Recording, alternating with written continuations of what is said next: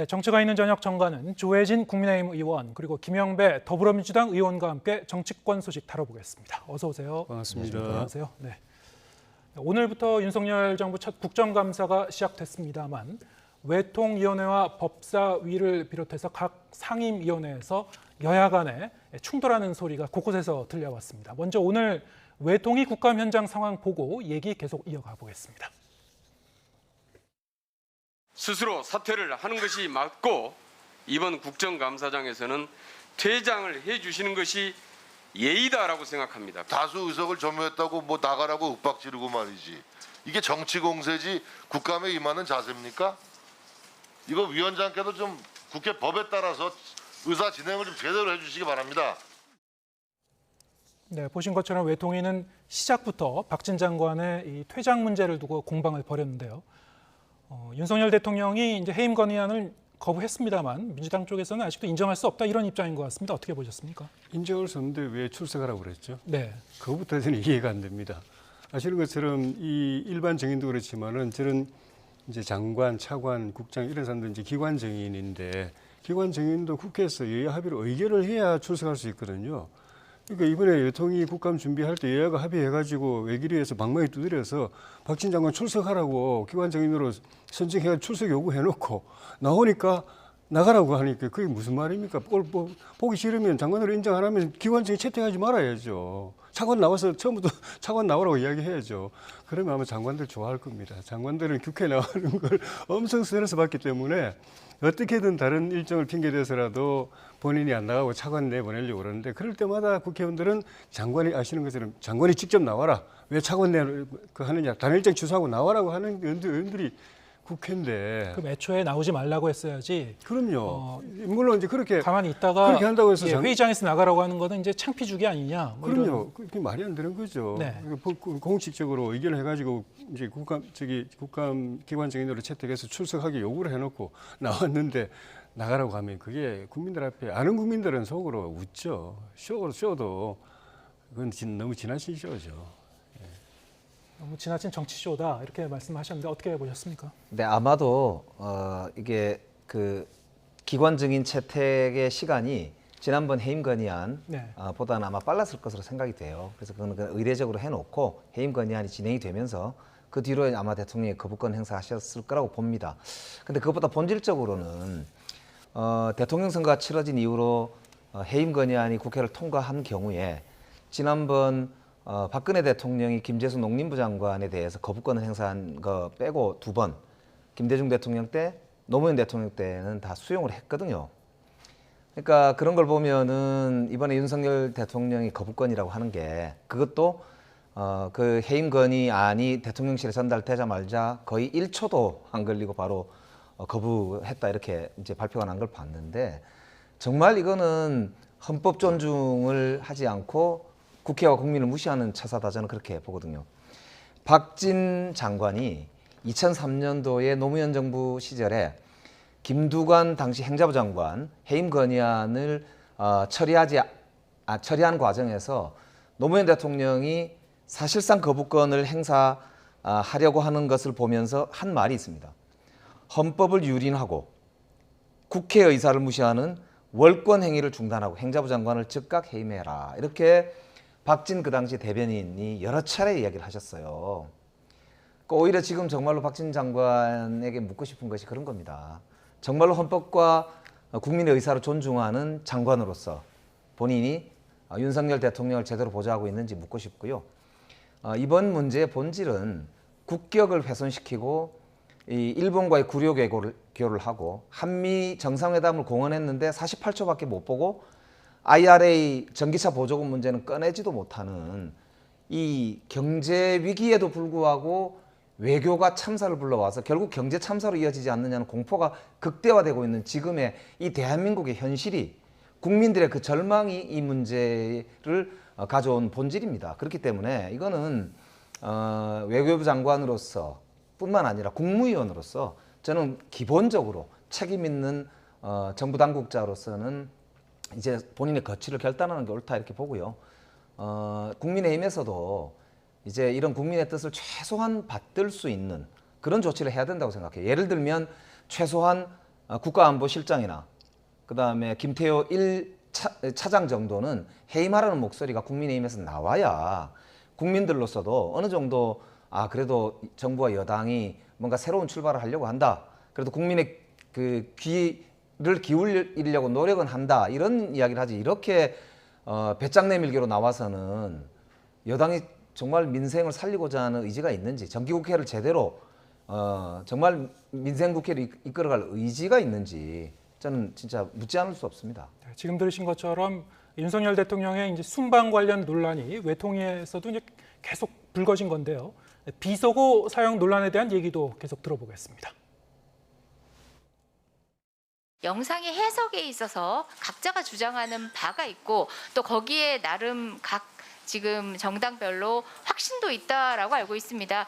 굳이 그 영상 자체를 이 상임위원회에서 틀지 못할 다른 이유가 없는 것으로 보이기 때문에 제3자의 입장에서 말하는 음성은 반드시 위원장이나 허가를 받아야 된다는 규정이 있다는 겁니다. 사전에 영상을 봐서 아무 이상이 없으면 저들 동의하겠습니다. 그러나 매우 부적절한 영상이면 저는 간사로서 동의하기 어렵습니다. 네, 지금 보신 것처럼 윤 대통령의 발언이 담긴 영상을 이 회의장에서 틀 것인가, 그거를 놓고 이제 공방을 벌인 건데요. 공방을 벌이다가 이제 정회를 반복을 했습니다. 한 10여일 동안 좀 이어져 왔던 이 비속어 관련 이 논란이 좀 사그라들지 않는군요. 그대로 지금 이 상임위원회도 이제 이어지고 있습니다. 어떻게 보셨습니까? 다 원칙으로 원리로 돌아가야 되는데 제가 지난번에도 그 말씀드린 기억이 있는 것 같은데 모든 출발은 대통령께서 뭐라고 이야기를 하셨느냐, 그리고 그것이 확인이 되느냐 하는 겁니다. 그게 이제 팩트잖아요. 기본 팩트잖아요. 그런 말씀 안 하셨으면은 아무 논란할 일도 없고, 그런 말씀 하셨고 그게 확인이 되면은 그때부터 뭐 비판할 건 비판하고 사과할 건 사과하고 책임질 건 책임지는데, 그거 자체가 확인이 안 되고 본인은 그런 말을 하지 않았다고 이야기를 하는데 최초 보도부터 아예 그냥 자막을 달아가지고 그렇게 했다고 못 받고, 그게 못 들은 국민들한테는 다 자막과 더불어서 머리에 입력됐고, 그 야당은 또 그걸 또 기본 전제로 해가지고 그렇게 했다고 전제하고 그때부터 대통령을 비난하고 공격하기 시작했고, 그게 지금 여기까지 오고 있는 거거든요. 그러니까 모두가 책임질 수 없는 그 행위를 하는 것이고, 그 비판의 기본 전제가 되는 사실에 대해서는 아무도 진정성을 가지고 그걸 생각해 보려고 하고 확인해 보려고 하고, 또 확인이 되면은 그 확인되는 걸 가지고 이야기를 해야 되고, 확인이 안 되면은 이건 확인이 안 되니까 내가 의심은 되고 또 무슨 또 좀 불만은 있지만은 이야기할 수 없다, 이런 자세가 기본 자세인데 모두가 그걸 넘어서 가지고 보도도 그렇고 정치권도 그렇고, 그러니까 이건 답이 있을 수가 없어요.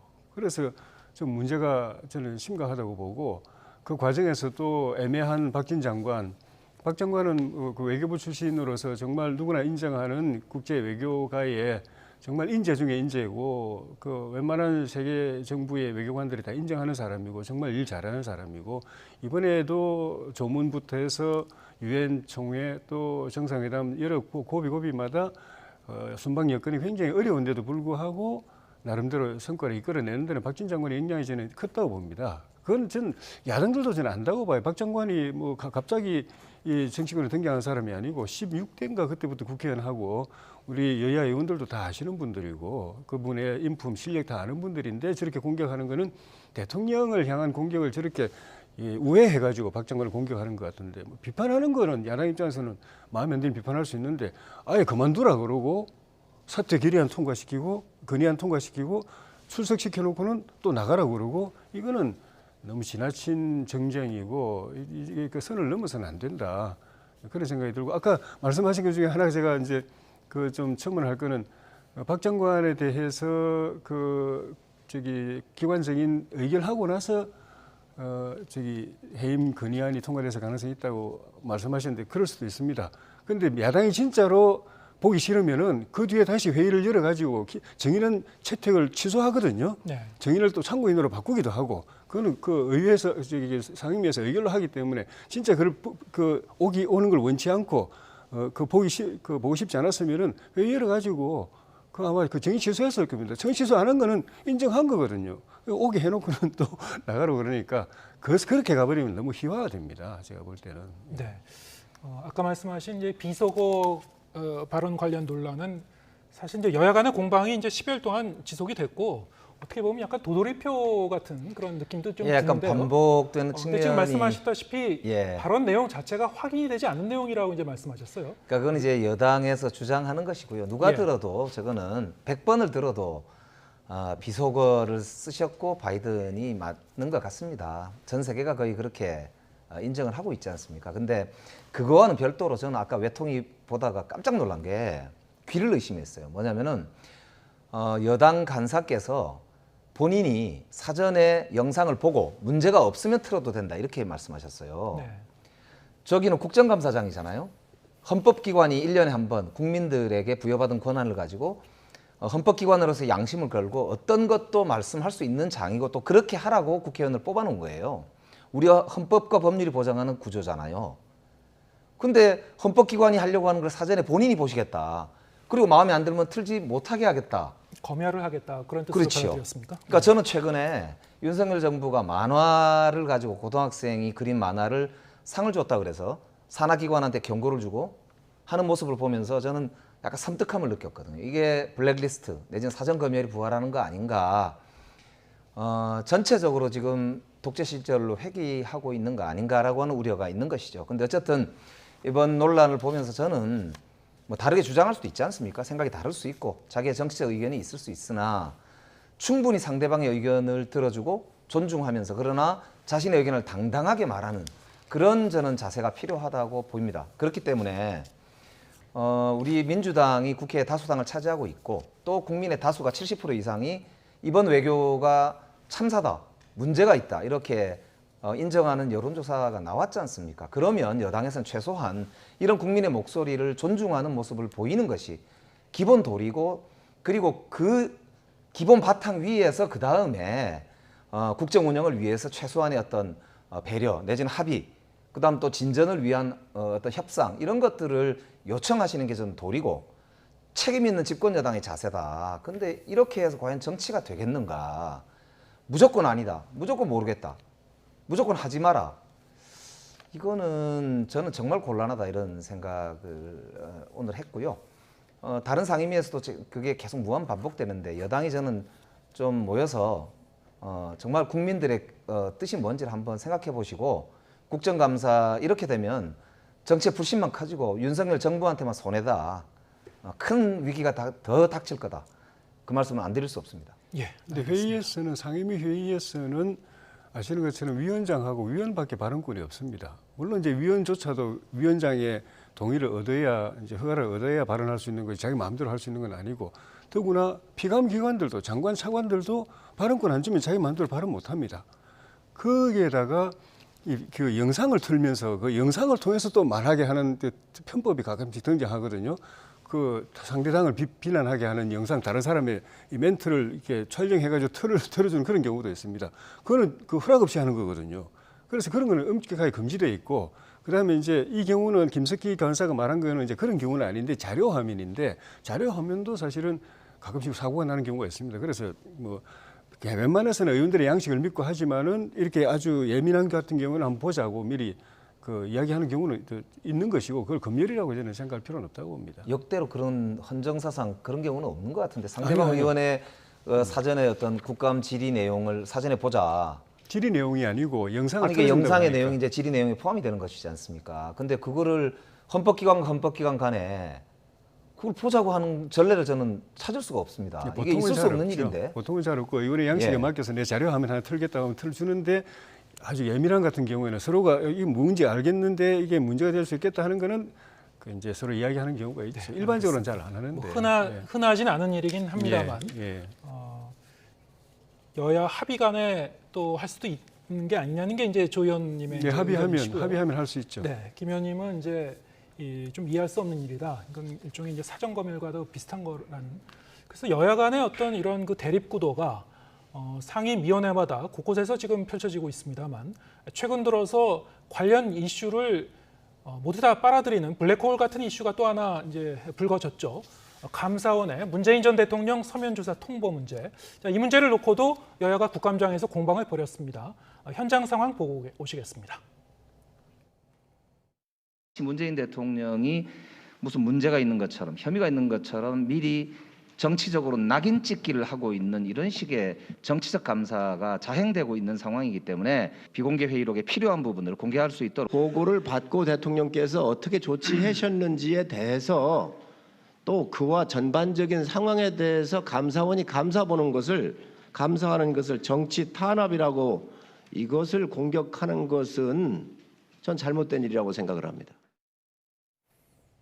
네, 방금 녹취 보셨습니다만 김영배 의원님이 발언하시는 모습도 볼 수 있었고요.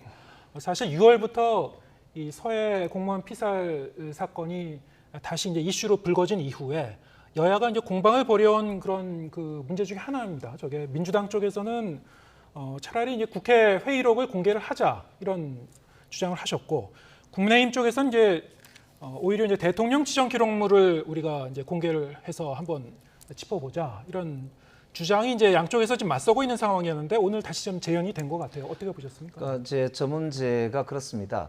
2020년에 저게 9월 21일 날 발단이 돼서 국회 국방위가 9월 24일 날 관련해서 보고를 받습니다. 비공개로. 네. 거기에 한미연합 전략 자산들을 통해서 얻은 정보들이 쭉 보고가 되고요.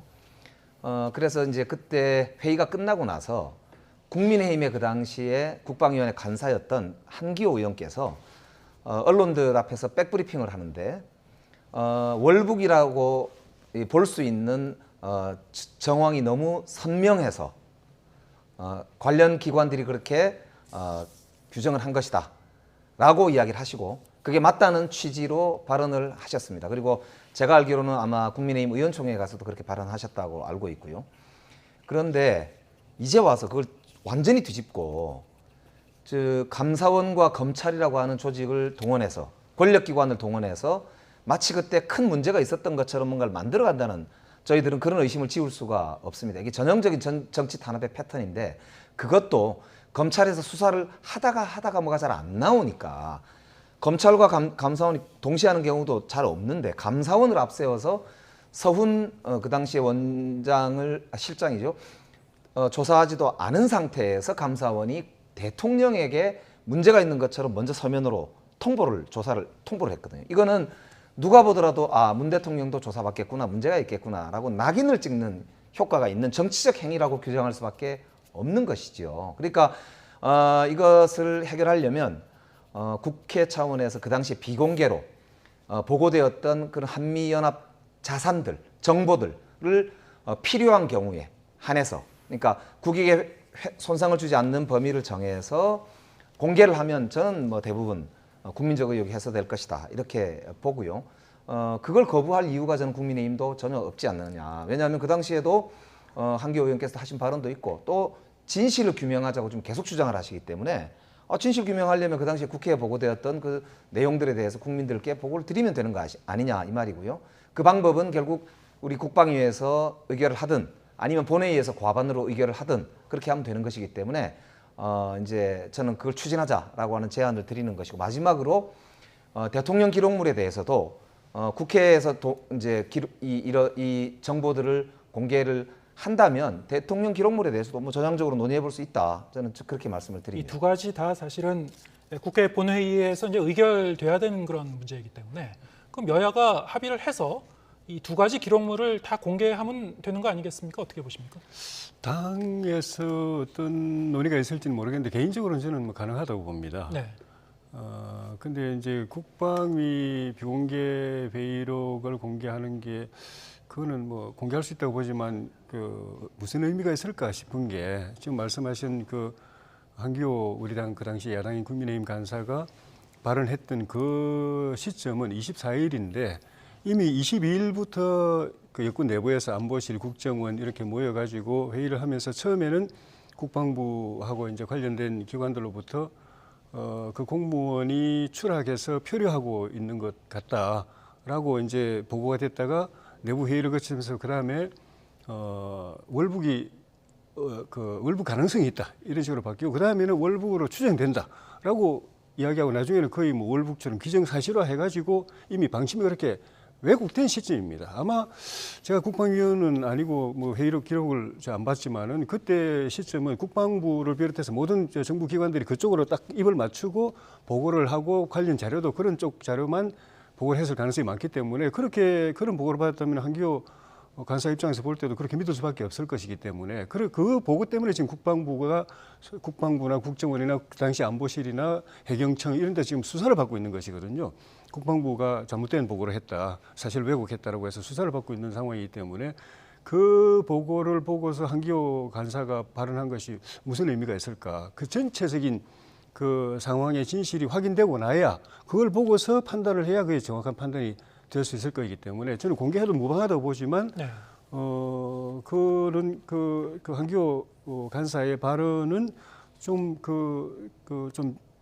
그런 점을 염두에 두고 봐야 될 거기 때문에 그거에 굳이 매달 필요는 없고 결국 이제 수사하고 있는 것들이 최종적으로 이제 그 당초에 사실이 뭐였는지 나중에 입장이 바뀌어 가지고 월보로 이제 밀고 갈 때 말고 그 전에 최초에 파악한 사실, 보고한 사실이 뭔지 확인이 되고 나야 그다음에 한기호 간사도 그걸 보고 나면 또 입장이 또 판단이 바뀔 수도 있겠죠. 네. 그 과정에서 문재인 대통령, 그러니까 서훈 안보실장이나 박지원 국정원장도 이제 소환 통보를 받았는데 소환을 거부했고, 그런데 나머지 사람들은 감사원에서 검찰 수사를 받기 전 나머지 감사원에서 다 조사해서 사실관계를 확인했기 때문에 대통령께도 이제 최고 정점에 있는 보고받고 한 분이기 때문에 어떤 보고를 받았는지 그리고 보고받고 나서 어떤 조치를 지시했는지 그걸 확인하기 위해서 이제 그 서면 조사를 요청했는데 서면 조사도 안 받겠다고 하는 거는 제가 볼 때는 앞으로 아마 더 제가 볼 때는 뭐 수사도 기다릴 수 있는데 본인의 행위가 위법성이 있느냐에 따라서는 검찰 수사도 기다리고 있을 수 있는데 서면 조사도 못 받겠다고 하는 거는 지금 너무 안일한, 어떻게 보면 좀 오만한 그 태도고 너무 안일한 것 같아요. 그러니까 제대로 좀 대응을 하셔야 될 것 같아요. 사실은 정말 도를 넘고 있거든요. 그러니까 이게 감사원이 지금 보면은 34개에 이제 해당하는 특정 감사를 앞으로도 하겠다고 감사위원회 의결도 없이 절차도 위반하고 전방위적으로 지금 이제 검찰의 앞잡이 아니냐 싶을 정도로 예비 수사 같은 지금 감사를 계속하고 있고, 특히 일반인들도 그냥 마구잡이로 불러서 마구잡이 포렌식을 막 이제 진행을 하고 이렇게 하면서 이 절차도 내용도 정말로 이게 전 정부 탄압한다는 그렇게 볼 수밖에 없는 행태를 계속 보이고 있기 때문에 저희들도 굉장히 이제 큰 문제를 제기를 하고 있는 거고, 알겠습니다. 최소한 예를 들면 김건희 여사의 학력 위조 문제라든지 아니면 도이치모터스 주가 조작 사건이라든지 혹은 대통령실에서 이제 이 코바나 컨텐츠 후원업체와 관련한 그런 공사 발주가 있었다든지 이런 문제에 대해서 최소한 감사를 하거나 검찰 조사를 한다고 하면서 나머지 문제를 진행한다면 저희들이 말을 안 하죠. 그런데 이렇게 일방적으로 이제 전 정부에 대해서만 이렇게 이제 마구잡이식으로 하니까 저희들 입장에서 아까 드린 말씀들에 이제 안 드릴 수가 없는 상황인 것이거든요. 그렇기 때문에 이것은 최소한의 형평성을 맞추고 또 권력기관이 이렇게 앞잡이 노릇하는 듯이 과거로 돌아가는 이런 독재 시절로 가는 이런 형태는 정말 국민이 용납하지 않을 것이다, 이렇게 생각하고 있습니다. 예, 알겠습니다. 여러 가지 사안에 대해서 이제 두 분의 입장 차이를 확인할 수 있었고요. 하지만 그럼에도 불구하고 서해 공무원 피살 사건과 관련해서는 지금 양당에서 요구하고 있는 그런 자료, 공개를 요구하고 있는 자료가 좀 다릅니다만 자료를 양당 협의하에 뭐 공개하는 거는 가능은 할 것이다라는 점에서는 뭐 이견이 없는 것 같고요. 감사원 뭐 조사도 계속되고 있고 검찰 수사도 앞으로 이제 진행이 될 것 같습니다만 그와는 별도로 이 정치권에서 또 이렇게 이 합의를 해서 자료를 좀 투명하게 공개하고 좀 시시비비를 가릴 수 있는 방법은 없는지 그런 점도 한번 주목해 보겠습니다. 조혜진 국민의힘 의원 그리고 김영배 더불어민주당 의원과 함께했습니다. 고맙습니다. 감사합니다.